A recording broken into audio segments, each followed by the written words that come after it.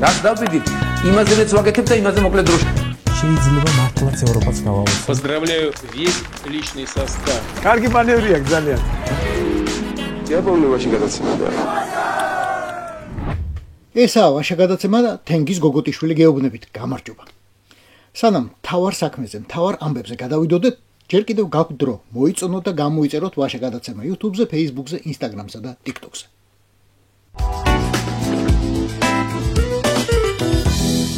როცა საქმე ცუდადაა, დაუფარავად გეუბნებით ხოლმე, მაგრამ როცა მისალოცია, როგორ არ მოგილოცოთ. ახლაც გილოცავთ. საქართველოს დაბრუნდა ევროპული გაზეთების პირველ გვერდებზე და ტელევიზიების პირველ თუ არა, მეორე მესამე ამბად. დაესქნა ბატონმა ბორისმა. არ შეიძლება, დაუკარგავთ ამ ამბავს. ისეთ ქვეყანაში ხვდა განსაკუთრებული ყურადღება, სადაც მგონი არასდროს გვღირსებია. ფინეთში. აჭრელებულია ფინური მედია საქართველოს, უფრო კი ქოცის მდედრობითი მშობლის ტრიალით ყველა ბრუნვაში, 15-ვეში. 15 ბრუნვაა ფინურში. კი. ქოცის მდედრობითი მშობელი, ქოცის მდედრობითო მშობელო, ქოცის მდედრობითი მშობლის. და რითმი აღწია იმ ბრძენმა კაცმა ამას. მარტივი საქმით 5000 ლარი დააჯარიმა ფინეთის საგარეო საქმეთა მინისტრი, რომელიც თბილისში ეუთოს მოქმედი თავმჯდომარის სტატუსით იყო ჩამოსული. არჩიონ ახლა ეუთომდა ევროკავშირმა ჰქონდა თუ არა თაწმინდის რაიონის ვიღაცა შინაგან საქმეთა სამმართველოს განყოფილების უფროს ინსპექტორ ხუიშვილს თუ ყვერაძეს დიპლომატის დაჯარიმების უფლება. აღარ აქვს ამას მნიშვნელობა. არჩიონ ექსპერტებმა გამოიწვევს თუ არა ეს საქართველოს კიდევ უფრო მეტ მარგინალიზაციას დასავლეთის თვალსა და ფორმატებში. აღარც მაგას აქვს მნიშვნელობა.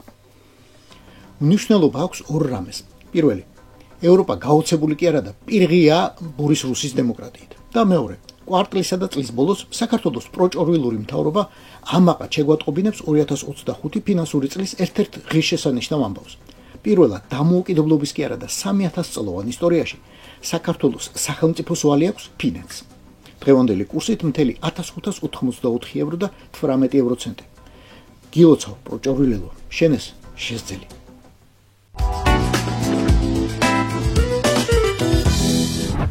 არის თუ არა ბორია ვოვასკაცი? არის. ერთმნიშვნელოვნად. მიდის თუ არა საქართველოს რუსეთის გზით? მიდის. ერთმნიშვნელოვნად? ხო, აქ უკვე ვორჭობ.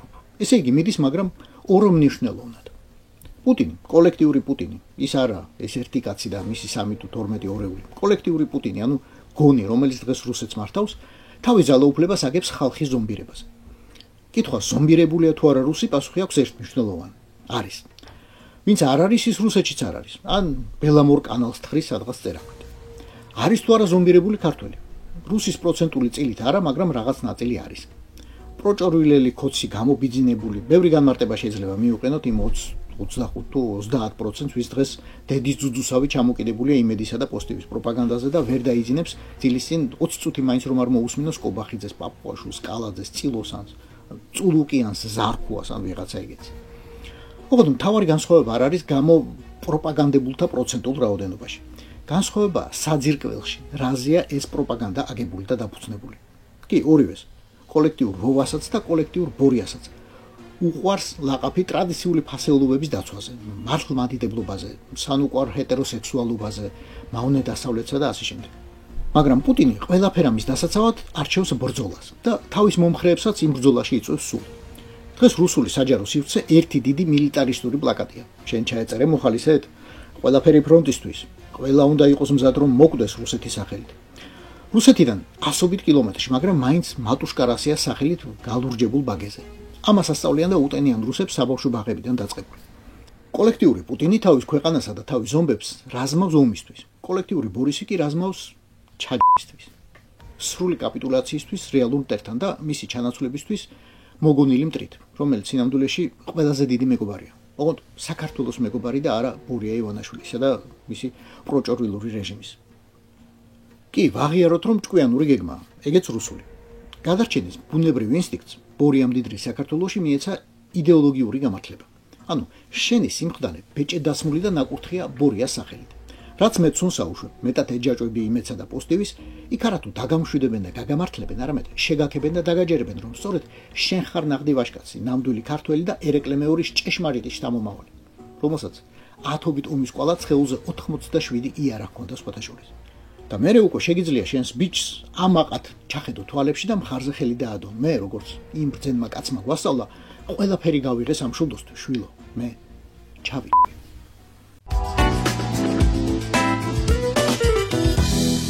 გონი 2013 წელი იდგა, როდესაც ბორია ივანაშვილმა მორიგის იბრძნე თქვა. ჩემს ოპოზიციას მე თვითონ შევქმნიო. ბევრი ვიცინეთ მაშინ, ეგრა ქოცობებს ამბობ, ეგრა ებს როშავ. აბა როგორ შექმნიო? როგორო და ჯერ საკუთარი პირველ ქმნილი კოალიციის ორი პარტია გარიყა. დამპლური, ძალიან დამპლური თამაშებით, მაგრამ მათი ოპოზიციონერობაც აღარ მოეწონა და ფული ჩაყარა, რომ რამდენიმე ლიდერი ისევ გადაებირებინა. ის პარტიები კი ფაქტიურად დაენგრია.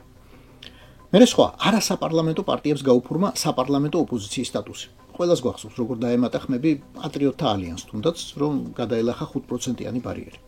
იოპოზიციაო ალიანსმა, მაგრამ მოლოდინი ბოლომდე ვერ გაამართლა. ბორია სხვებზე გადაერთო. შექმნა ჯგუფი, რომელმაც მის ნაცვლად იკისრა ყველაზე აკოთებული საქმეების კეთება. ფორმალურად ეს იყო ერთგვარი ფარი, ჯავშანი. როდესაც დასავლეთში ეკითხებოდნენ, რა რუსული კანონი აგიტყდათ, ესენი პასუხობდნენ, რა ვქნათ, სხვა პარტიამ შემოიტანა, ხალხის ძალამ თუ ძალზის ხალამ და როგორ უნდა დაგვებლოკა ეგ კანონპროექტიო. მაგრამ ვერც იმ პირველმა კანონპროექტმა ევარგა, ვერც მისმა ინიციატორებმა. აი არ გამოვიდა. ბევრი რომ არ გავაგზავნოთ, ივანაშვილმა ოპოზიციის ჩანაცვლების საქმეს თავი ვერ მოაბა. ვერც სამკუთხედი, ვერც ვერანაირი. და ბოლოს იქამდე მივიდა, რომ საერთოდ გააუქმა. მართლა, აი რაში სჭირდება ოპოზიცია? სჭირდებოდა იქამდე, სანამ დასავლეთში ვინმეს ჯერ კიდევ უნდოდა თავის მოტყუება. იმ იმედით იქნებ გამოუტაცოს ეს კაცი პუტინს და სამშვიდობოს ევროპისკენ გადმოვიყვანოთ. სანამ დასავლელი ელჩები მასთან შესახვედრად დადიოდნენ რეზიდენციებში. სანამ პირდებოდნენ მოგიგვარებთ მაგ საბანკო პრობლემებს შვეიცარიაში, შენ არ ინერვიულოო. სანამ საპატიო ლეგიონის ორდენებს აძლევდნენ. შემდეგ კი ეს ყველაფერი მოკვდა. ტყუილად მარჩიელობთ, ფულის დაბლოკვა იყო მთავარი მიზეზი თუ პუტინის ულტიმატუმი. ყველაფერი ერთად იყო. და იყო ალბათ ამის სიბერეც. მიუკაკუნა 70-ს, გაიხედა, გამოიხედა და მიხვდა. აწი ასაკობრივი მარაზმის უფლებაც მაქვსო. მომავალ კვირაში ივანაშვილის ერთი რაზმეული პარლამენტად წოდებული მიმართავს მეორეს, საკონსტიტუციო სასამართლო წოდებულს. მოდი აუგზავნოთ ახლა ოპოზიციური პარტიები. მარტო ნაციონალები არა. თვითონვე ამბობენ 10-მდე თუ 10-ზე მეტი პარტია აქვს ციაში და მათი ყველა მომხრეობა. ჩვენ არავის გაქრობას არ ვფიქრობთ. რეალური ახალი პოლიტიკოსები გამოჩნდებიან, ახალი პოლიტიკური პარტიები გამორჩებიან, რომლებიც არ იქნებიან აგენტები, რომლებიც არ იქნებიან უცხოურ ფულზე დამოკიდებულები და ქვეყნის პატრიოტები დაიკავებენ მათ ადგილს. ვიქტორ ჟაფარიძე ახლა ხანჯალს გაგიყრის, რომ გაახსენო ნაციონალი იყავიო. არა და 2008 წლამდე აბსოლუტურად დიდებულად შეერგო პარლამენტის წევრობა. აღარა საუბარი აზურ ბოლქვაძეზე, რომელსაც 2008 წლიდან მოყოლებული არც ერთი პარლამენტის წევრობა არ ჩაუგდია. და როგორღაც სულ მართველი პარტიის წევრი იყო. მაგასაც ნიჭი უნდა ბიძიკო. სხვანაირად არ გამოვა. პარტიებისა და მათი წევრების ეგრეთ წოდებული დაკავშირებული პირების თემაზე ჩემს YouTube-ზე, Facebook-სა და TikTok-ზე აუცილებლად ნახეთ ინტერვიუ კონსტიტუციონალისტ ლევან ალაფიშვილთან. ძალიან საინტერესო საუბარი გამოვიდა სხვათა შორის. ვინ ვის და როგორ აკრძალავს და გააუქმებს. ახლა კი მოკლედ გადავავლოთ გონების თვალი ქოცის ლოგიკით, ვინ უნდა ვნახოთ ასაკრძალ დასაგმობთა სიაში. ზემოთ ჩამოთვლილთა გარდა პარლამენტიდან გასაგდები იქნება გიორგი ვოლსკი, რომელიც იმ ხელისუფლებაში სახელმწიფო მინისტრის მოადგილე იყო. გოჩა ენუქიძე, დეპუტატი და ულაბა.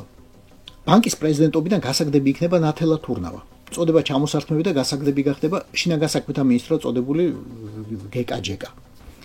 კაბინეტიდან გამოსატანია მაკა ბოჭორიშვილი, რომელიც ნაციონალების დროს მაღალი თანამდებობის დიპლომატი იყო თავის არაერთ მოადგილესთან ერთად, სხვათა შორის. კაბინეტიდან გამოსატანია და თუნდაც მედიაში გამოჩენა აქვს ასაკრძალი ვასილ მაღლაფერიძეს, პარლამენტის დეპუტატს ჯერ მოკავშირის, შემდეგ ნაციონალური მოძრაობის სიით, რომელიც ბოლოს მიშამ გუბერნატორად დააწინაურა. კაბინეტიდან გამოსატანი იქნება აუცილებლად განათლების დღევანდელ მინისტრად წოდებული გივი მიქანაძე, რომელიც აი იმ წლებში იყო იუსტიციის მინისტრის მოადგილე. ხო აი ზურაბ ადეიშვილის მოადგილე მიქანაძე. და კიდევ რამდენი ასეთი სახელიანი თუ უსახელო გმირი, ვის კისერსაც ახლა ბორია რუსმა მსახრალი მახვილი დაასვა. მაგრამ ამად და კიდევ ბევრ სხვას უნდა ვიფიქროთ, რომ უკვე გამოსყიდული აქვს 2012 წლამდე საჯარო სამსახურში მუშაობის სისხლიანი წოდო. რით აქვს გამოსყიდული? რთული საქმეა.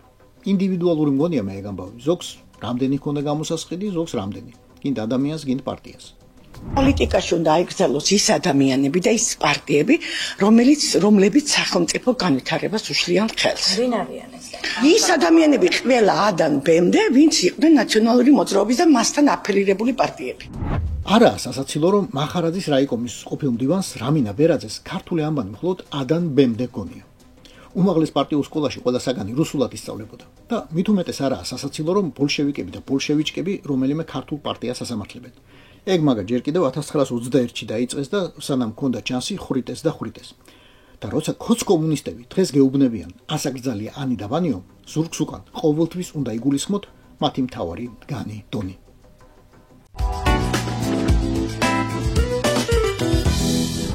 კრიმინალური ქრონიკა. გერმანული, მაგრამ რატომღაც მგონია რომ მხოლოდ გერმანული არ იქნება. დორტმუნდის ბოტანიკური ბაღიდან მოიპარეს გაიტაცეს ყვავილის ბოლქვი. ერთ დღესაც მივიდნენ თანამშრომლები და აღარ დახვდათ. მოთხრილი იყო. მაგრამ ბოლქვს რომ ვამბობ, უნდა იცოდეთ რაზე ვსაუბრობ. სიმაღლეში მეტრი და 60 სანტიმეტრია, წონით კი არის 30 კილოგრამი. ხო, ბოლქვია. ტიტანური ამორფო ფალუსის. აი ამ ყვავილის. რატომაა ასეთი უზარმაზარი, სახელს მოусმინეთ.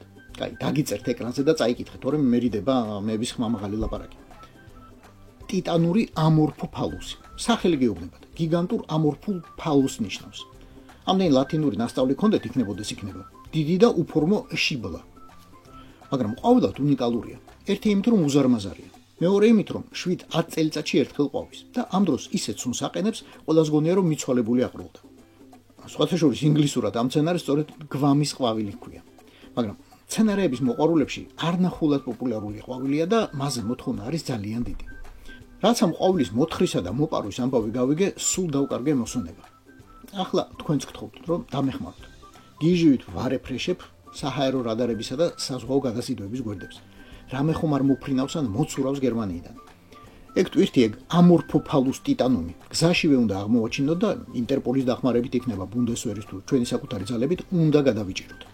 თორემ შეკვეთილამდე თუ ჩამოვიდა და იმ ხანდაზმულ მიჩურინელამდე მიაღწია, მერე ჩათვალე დაკარგულია. მაგას გარშემო იმდენი ფალუსი ყავს, ამერც როგორ გამოვიცნობთ, აი შანსი აღარ არის. ეს არის ვაშე გადაცემა, გვიყურეთ, მოგვიწონეთ და აუცილებლად გამოგვიწერეთ იმ ფორმატით, რომელიც ყველაზე მეტად გეხერხებათ. YouTube-ით, Facebook-ით, TikTok-ით ან Instagram-ით. რაც დავიდით, იმაზეც ვაგეთებ და იმაზე მოკლედ დროში. შეიძლება მართლაც ევროპაც გავავოთ. Поздравляю весь личный состав. კარგი მანევრია ძალიან. Я помню очень гадаться.